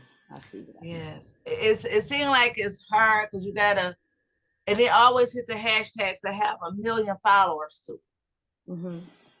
You can do thousands and thousands of followers, but hashtag the people with the most people. But @everyone and hashtag everyone will reach a broader audience on all your social media. Yeah, because so many, because of the way the matrix goes for, Facebook and Instagram, you only, only so many people are being reached because they've manipulated because people, you'll hear a lot of people say, I didn't see so-and-so, and you're like, I know I posted it. But if your item, out of all of their friends, the most popular things get pushed on the feed, right? So if you did a post and only 2 or 3 people said something, it's about who's hitting like or commenting that moves it up in the chain to be seen. So if it's not popular as your other 50 million, I love that, 50 million people, then, other people everybody's not going to see it. So it's the way you market or brand it, if you will. So the hashtag is what helps. Hashtag is like, hey, y'all. Yeah. And then your stories helps too when you promoting it and want people to know. Your stories are very important as well. And it reaches everyone. Your stories do. Yeah. See, when you do that, other people start seeing. I seen somebody did @everyone, and when you do @everyone, it pick up whoever, letting everybody know you're streaming live now. Oh, okay, great. We need, you know what? I'm so thankful you came because we're learning so many tidbits. You know what? It's 9:42. So let's go ahead and thank you so much, LaWanna. We want to begin to talk about our conference coming up. Put that word out there, Queen. And I want to share a testimony. I want to share this. I'm going to get my phone so I can share this swiftly as possible here because it's such a beautiful. Let me go ahead. I'll go ahead. All right. So in remembering my lessons, let's talk about the lessons that I've learned. I've had a lesson that said sometimes you can let your, maybe the little girl needs to sit down. So, and I'm talking about the different energies of me. Right now, I'm in a space of being James's daughter, and I always keep my little girl with me wherever I go. So my father was supposed to have some surgery. He was supposed to have surgery a week ago, and it got canceled and rescheduled for this week. And then it got canceled again. And my little girl self and the daughter in me was a little upset about that. Like, why y'all not taking care of my daddy? You know what I'm saying? So in my lessons, I learned that, sometimes, I mentioned, they said, maybe the little girl needs to be not present for certain events. Yep, because I came up, children in a child's place. So what I did, I compromised with that, and I said maybe she need to sit in the back of the room. So I had to put the daughter me and the little girl me, I had to put them away, and my spiritual self had to step up. I took my tools. We talked about it the day of Monday. Whatever day. We talked about me using stones, because I believe in using everything that we get, every spiritual practice that different cultures have used to bring forward, because we need everything right now. You know what I'm saying? I'm not leaving nothing unused. So I said, let me take my stones. We identified which ones were the ones. I noticed that I didn't maybe have certain ones. So I said, you know what? I'm going to put the power in all of these stones to be some type of healing for my father. Mm-hmm. So I took the stones and put them in his bag, and his surgery didn't happen. So here I am the next day. I said, you know what? Let's take these stones out and make an altar, set it up.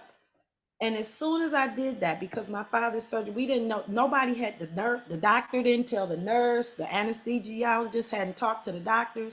So once I put my child and little girl away and went to my spiritual self, answers came forward. The anesthesiologist was a new person.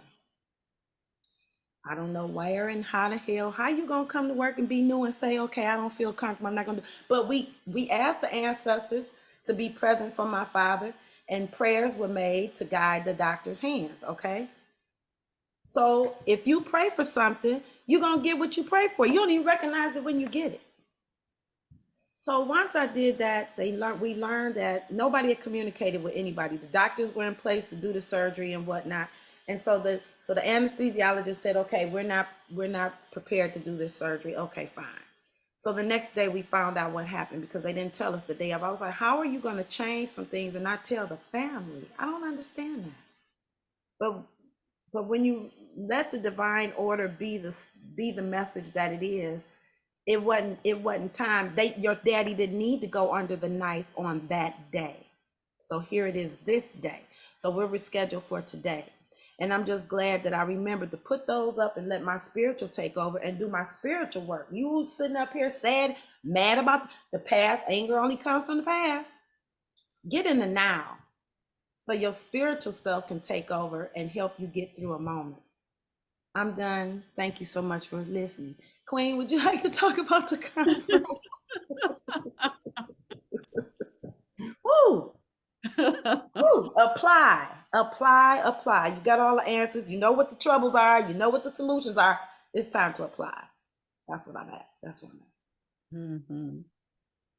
Thank you all for your support. So let's get on this conference we got coming up. I thought you were going to talk about. Oh, me? Oh, yeah. I'm just excited about our meeting yesterday. Yes, let's excited about what's going to happen, because when you are at a point in your pregnancy,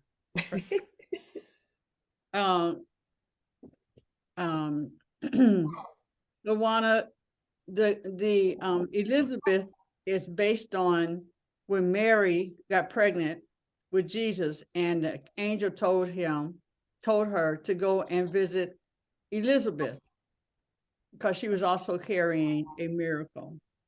And when she did that, when she approached Elizabeth's baby, John the Baptist, leaped. So the principle around that is that you want to be around people who are pregnant. Elizabeth with visions and dreams, because we understand one another and support one another. We know when a person is just starting their pregnancy, what they're going to go through. Oh, you get sick and stuff all the time. I'll be glad when I get through this first trimester, you know, and then the second, and then right before.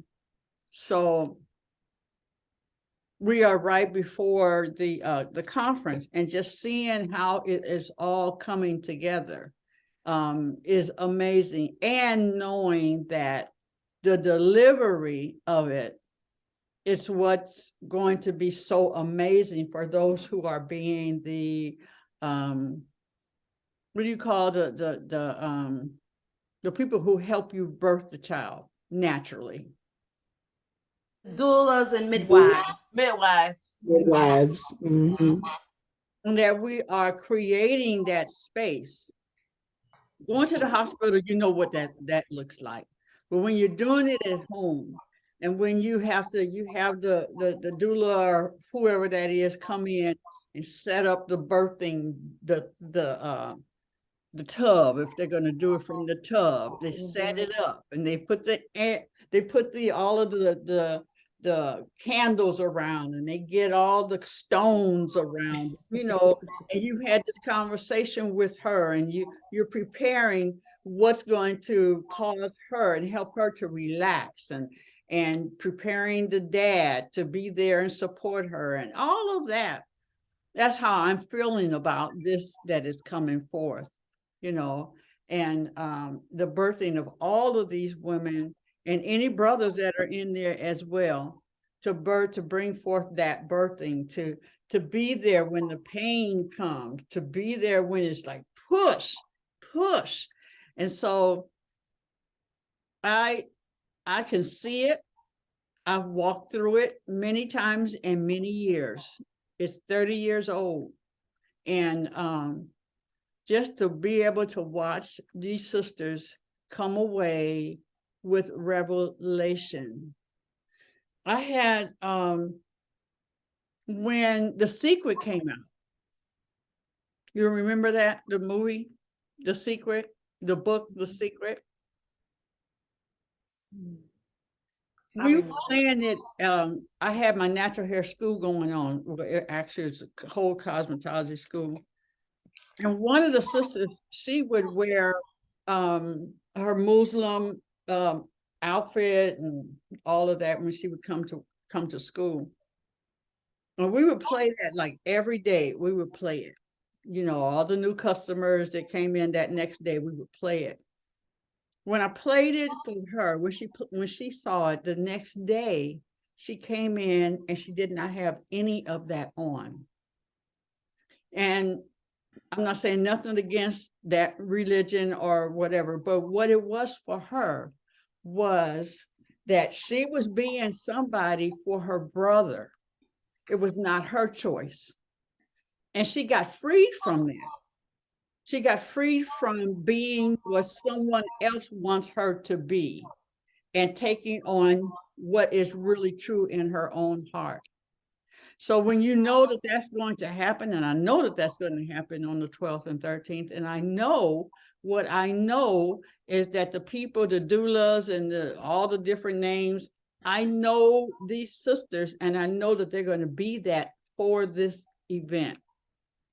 Just like when I said, your book needs to be there to help them go on, to continue to read and to write. So that's what I'm super excited about. Yeah, you know, that's what. So on the 12th and the 13th, that's what's going to be happening. And we invite you to come in. We have a lot of different topics, and I'm just excited about it. Super excited. It's like I know some babies are going to be born. I know it. I know it. I know it. And not only that, revelations about, especially, this is where it really gets tender for me, is those who don't even know what their purpose is in life. They have worked 40 years or they've worked 20 years at a place and got squashed. Their visions and their dreams, they just said, forget it. I'm just going to work here for 40 years and get retired and, you know, get my pension, which really doesn't exist anymore, you know, and just knowing that this baby, when my grandson was coming, it was like, yes, yes, yes. Even though she had a really hard labor, I mean, not labor, but, you know, pregnancy because of, you know, the challenges that she had physically all her life, but she was going to do this and she was determined. And that baby, I mean, after losing, they had twin babies, she had to give those up. I mean, literally, it was her life or the baby's life. Yeah. She had to choose, her and my son had to choose her over the babies. But to know that and what people go through to bring forth what you had to go through, LaWanda, what you had to go through to bring forth this baby. Yes. And all of us have our stories of bringing forth our children. Yes. So that's where that's where my joy is. And believe me, I am listening to the Holy Spirit about who needs to do what and say what. And so I may even drop in you, when Lord give me something, I may even drop it in your spirit, in your ear, or text something. Do this, do that. Oh, yeah. Yeah. Like, so, like when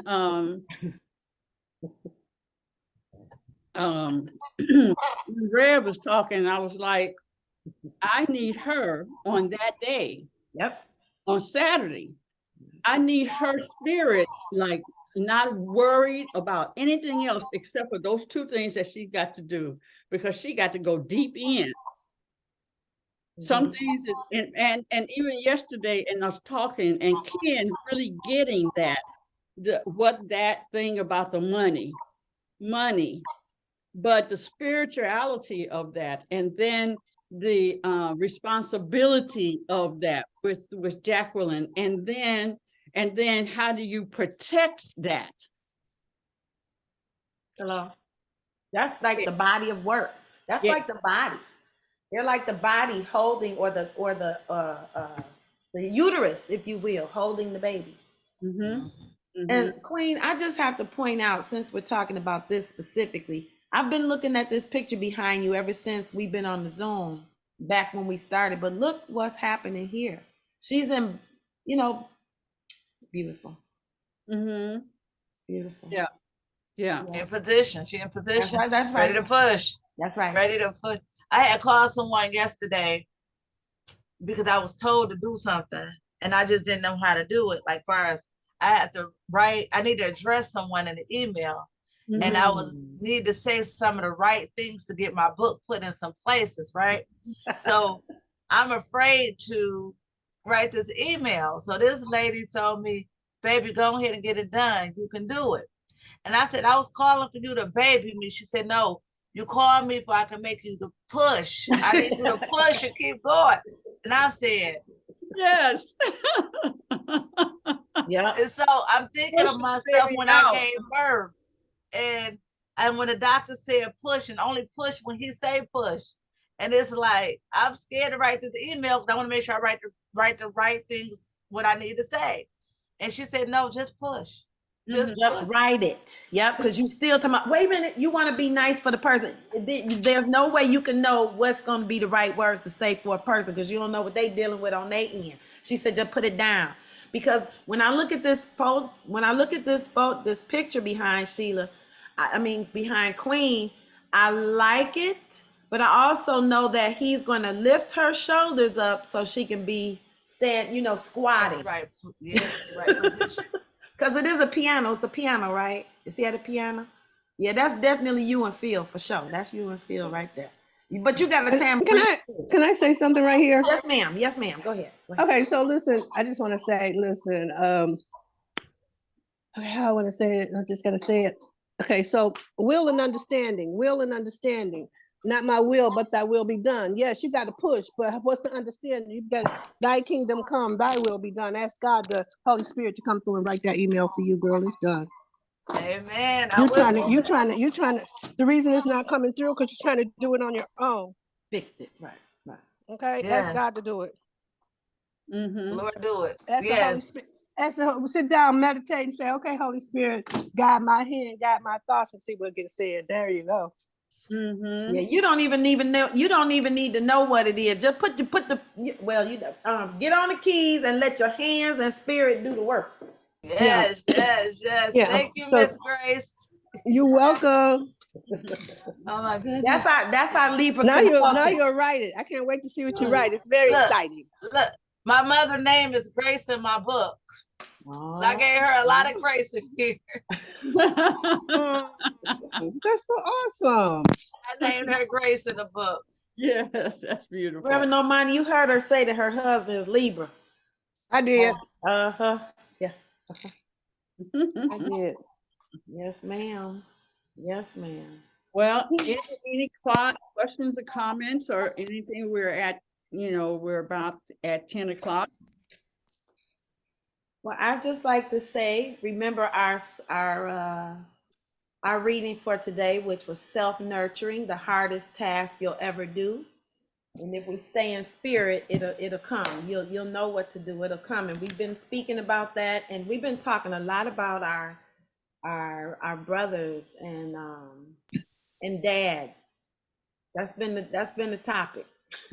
Yes. Because our sister last week, that Friday, if I'm not mistaken, Queen, you had on, she talked about how her dad was very pivotal. So I think we need to, let's send give thanks for the masculine energy that created us and supported us. And so that's mine. And if we could close on this from everyone, we didn't get an opportunity to do it. It said in the reading this morning, self-nurturing, 10 nice things to do for yourself today. So I want everyone to say, what is one thing that you would do for yourself that you don't normally do, not the normal stuff, but what one thing are you going to do for yourself today? I'm going to get that email done. All right. To that note, this is for Luana. So when so you know that song, Lord, hold my hand while I run this race. Amen. Lord, hold my hand while I run this race, because I don't want to run this race in vain. So we're gonna go, Lord, guide my pen while I write this email. Yeah. Lord, guide my pen while I write this email. Okay, so Yes, that's yes. you. Yes. Beautiful voice. Yes, yes. Thank you, Beautiful Jackie voice. from Joyce. And I got the book. I'm ordering it. So I'll be in New Thank Jersey. you. I appreciate your support. Okay. Look, Is that what you're doing for yourself real today? quick, Yeah, that's Get what I'm doing. you ordered the real book. quick, Okay. whoever ordered off my website, get this nice box, and it's real pretty. Oh, nice. Okay, so if we order both of the books on your website or either book or Both books on the website get a gift from me. okay. And if you ordered off Amazon, the thing with Amazon, we only get $4. Gotcha. They take it for printing. We don't get no money on there. So you know what I noticed too? Actually, the book, even with the shipping to New Jersey, it's cheaper than Amazon. It's still cheaper than Amazon with the free shipping. So that's even more of an incentive to definitely order from your site. It'll actually be cheaper. So Yeah, the authors don't. When you order off Amazon, Amazon get most of the money. They get like 70 and only send us 30. Sure. So Yeah, that's why I like to go straight to the source. So this is a win-win situation. It actually benefits both of us. So we'll do that. Yes. Okay, thank you. Okay, thank you. I appreciate you all. And also on the vending tip, once you pay for your vending, we put you on our website, on that site, and link it to your site. And then they'll know what you're going to be bringing to the table on that day, and will come financially ready. That's the intent. Okay. Do we need to bring our own tables? Yes. Mm-hmm. Okay. you'll talk to Mama Evelyn, and she'll tell you everything. When you go to Okay. the website, it'll tell you what to do. Okay, Okay. so the next person, Mama Evelyn, what you gonna do today to nurture yourself? Give me one thing. I think I'm gonna give myself a pedicure, Cool. manicure, pedicure. Yeah, 'cause I don't usually. It's like, yeah. Okay. Ebony?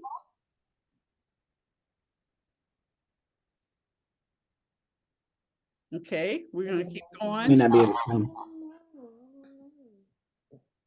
I gotta come up with something. I'm really baffled because I walk and I don't know. I'll come up with something. I'll text you. I just don't have it right now. Put it I in the got my dad. WhatsApp. Put it in the WhatsApp. Yeah, my dad is having his surgery today. We don't, they said they didn't know what time. I didn't care. They could have it at 0:00 as long as he have his surgery today. That's all I concerned. That's all I want to happen. I'm so thankful for that. Whew. I think I've already been forwarded the love. Yeah. Oh, Monty? I'm gonna start my spring cleaning today as well. Oh, okay. I know, right. I clean one room a day, get one room a day together for spring. That's good. That's what one of our sisters has been been cleaning out. Not clean up. And I mean this respectfully. I'm talking about SHYT, not shifting shit. That's cleaning up. Not shifting shit, but cleaning out. Let it go. Out the door, out the car. Yes. Star? I'm gonna have a conversation with the Rev today. We have to finish our conversation. Okay.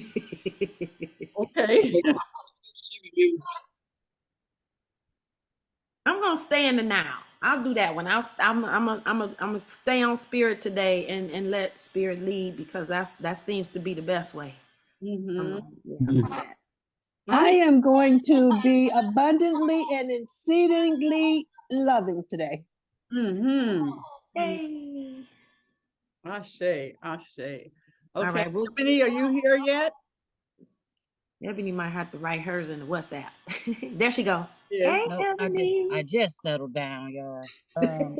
But I like Mama Hair. I'm gonna stay in the now because I'm having a beautiful now right now, and I'm just gonna embrace it and receive it.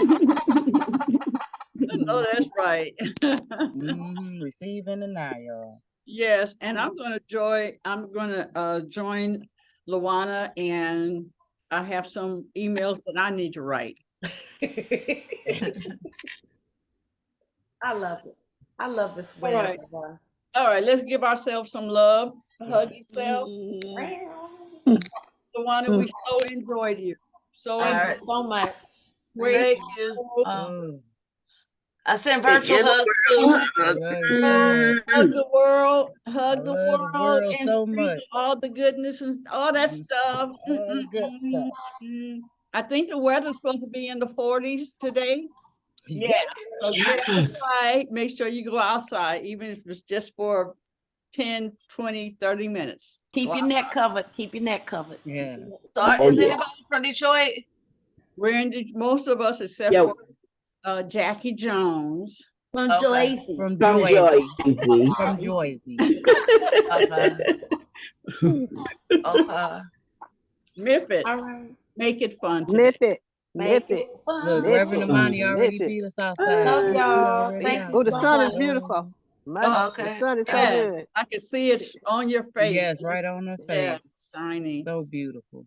And congratulations, Ebony, with your son. Yeah. Yes. Oh, yeah.